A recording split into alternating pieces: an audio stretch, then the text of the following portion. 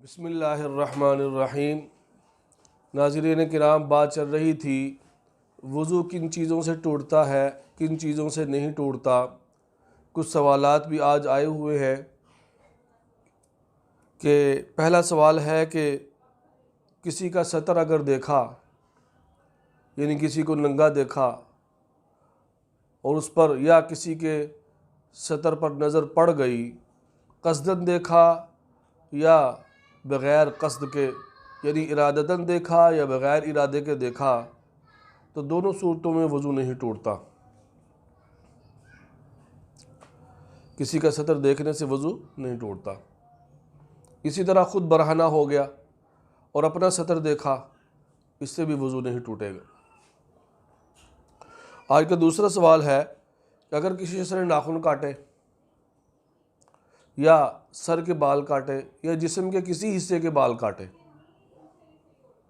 नाखून काटे या उसने अपने बाल काटे या जिस्म के किसी हिस्से के, सर के या और किसी जिस्म ज़ेरे नाफ बाल काटे, तो इससे भी वज़ू नहीं टूटता। इससे वज़ू नहीं टूटता। हाँ, अगर बाल काटते वक़्त ब्लेड वगैरह लग गया सर में किसी और हिस्से में और वहाँ से खून निकल आया, तो खून निकलने की वजह से वज़ू टूट जाएगा,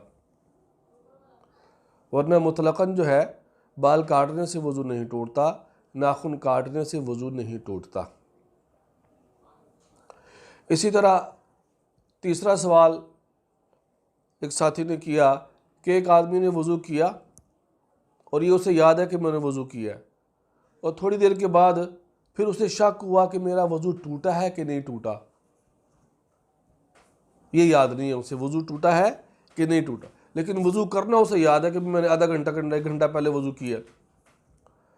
तो इससे जो है, इससे भी वज़ू नहीं टूटता। हाँ, अगर किसी शख्स को किसी आदमी को इस बात में शक है कि मैंने वज़ू किया था या नहीं किया था, भूल गया, ऐसा भी होता है ना भाई, भूल जाता है इंसान भूलने वाला है, तो उसे इस बात में शक है कि मैंने वज़ू किया था या नहीं किया था, इसमें शक है। पहले ये तो यकीन था कि वज़ू किया था, पहले ये तो यकीन था पहली सूरत में जब मैंने कहा कि वो वज़ू उसका नहीं टूटा। ये वो सूरत है कि उसे वज़ू करने के अंदर ही शक है कि भाई मैंने आधा घंटा 1 घंटा पहले वज़ू किया था या नहीं किया था, इस बात में तो शक हो गया। तो फिर उस सूरत में वज़ू जो है ना करेगा, वज़ू उसका नहीं है। यानी अगर इस सूरत में उसने इस हालत में नमाज़ पढ़ ली तो नमाज नहीं होगी, वज़ू करके नमाज उसे पढ़ना चाहिए। तो बहरहाल इसके अलावा कुछ और सूरतें भी हैं, जैसे नस्वार का खाना। बाद लोग पूछते हैं नस्वार खाने से वज़ू टूट जाएगा मौलाना साहब, तो भी नस्वार खाने से वज़ू नहीं टूटता। कोई भी चीज़ आप खा लें, अल वज़ू मिम्मा खराजा वलैसा मिम्मा दखला, वज़ू तो उन चीज़ों से टूटता है जो बदन से कोई चीज़ निकली, जो दाखिल हो रही है, आप खा पी रहे हैं, तो उससे वज़ू नहीं टूटेगा। तो बहरहाल इससे पहले बात चल रही थी कि नवाक़िज़ वज़ू की, कि नवाक़िज़ वज़ू उन चीज़ों को कहते हैं जिनसे वज़ू टूट जाता है। और मैंने अर्ज़ किया था कि ये 8 हैं, जिनमें से 6 पहले बयान हो चुके। 6 पहले 8 हैं, इनमें से 5 पहले बयान हो चुके हैं।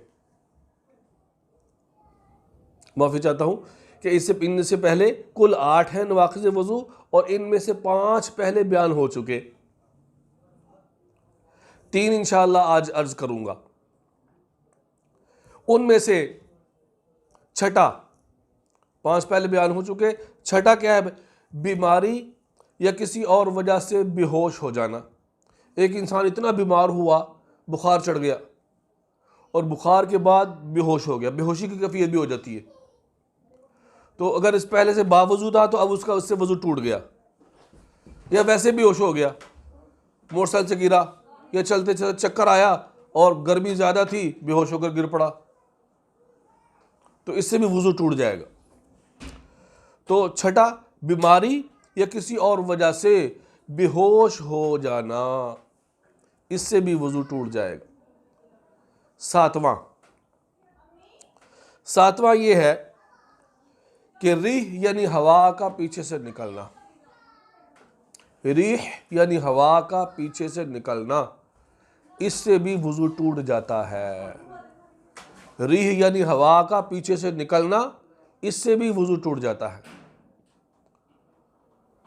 रीह कहते हैं जैसे जब इंसान हवा का खारिज होना, ये कभी आवाज़ से होता है, कभी बगैर आवाज़ से होता है। मन कान लहू फुसात मन काना मिनकुम फुसातुन औ ज़ुरातुन।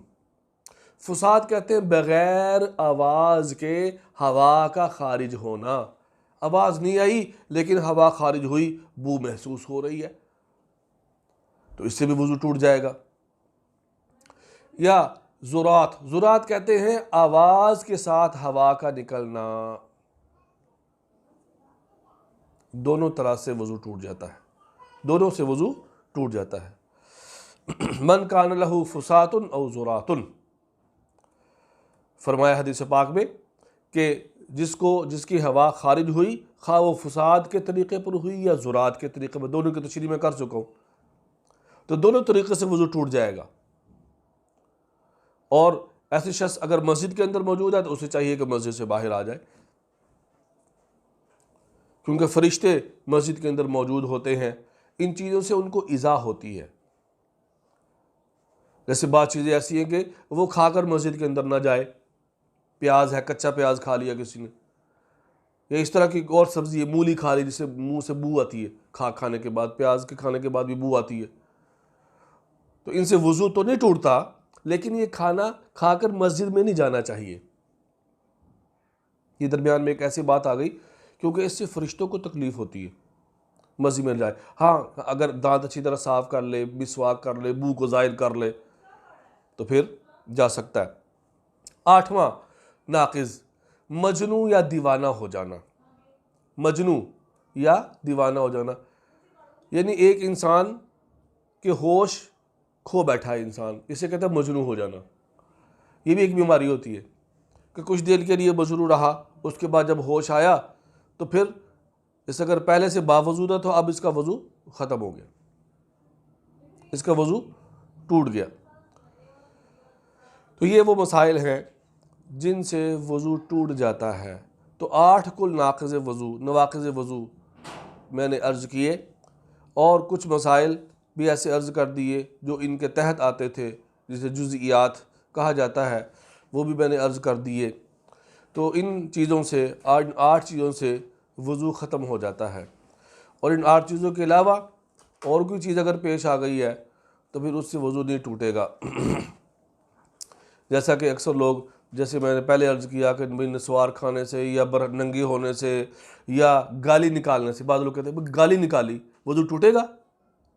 हाँ भी मुन्ना भाई, वज़ू टूटेगा?